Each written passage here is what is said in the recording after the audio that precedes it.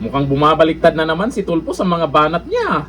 O ayon dito sa balita ngayon, nasa demokrasya pa ba tayo? Ito ang tanong ng veteranong broadcaster na si Mon Tulfo matapos ang insidente sa Pasay City kung saan, ayon sa ulat, umanong pinigilan at tinangkang arestuhin ang freelance photojournalist na si Bolet Marquez habang nagko-cover ng isang rally. Ayon kay Marquez, kinukuhanan niya ng larawan ang pag-aresto sa isang rallyista nang pigilan umano siya ng mga pulis na nauwi sa komprontasyon at pagkasira ng kanyang kamera. At yan po ay kampihan netong ni Mon Tulfo. Ay kahit papano, may tamang naging yaw-yaw ito sa social media. Kasi netong nakaraan, puro Duterte at kung ano yung pinagsasabi niya. Eto, may tanong lang naman siya sa ilalim ng Marcos admin. May demokrasya pa ba tayo? Hindi ba halata, Mon Tulfo? Yung mga nangyayari ngayon, dyan pa lang sa mga nagsasalita para sa katotohanan, anong nangyari sa kanila? Kaso, kulong. Pero yung kakampi, yung dating nahinog na kaso, anong balita? Ala na. Pero dyan sa tanong mo, mukhang nagustuhan ng mga nag-comment dyan. Kasi at least nakikita mo.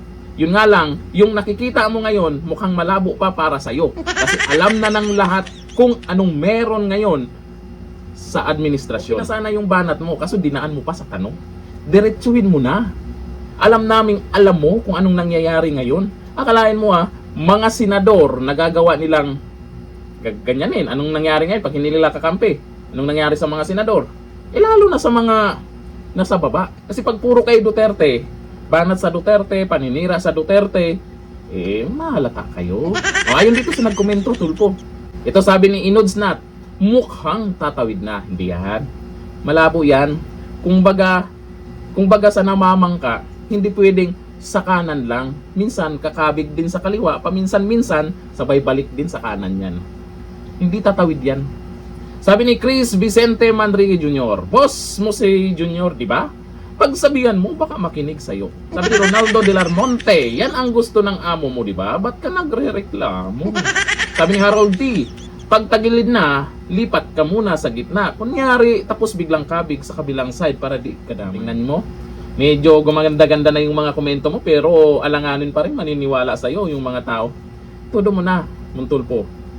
Kung ano yung mga nakikita mo, kahit malabo yan, at sigurado naman na yan talaga yung katotohanan, bumanat ka na. Kakampi mo ang taong bayan.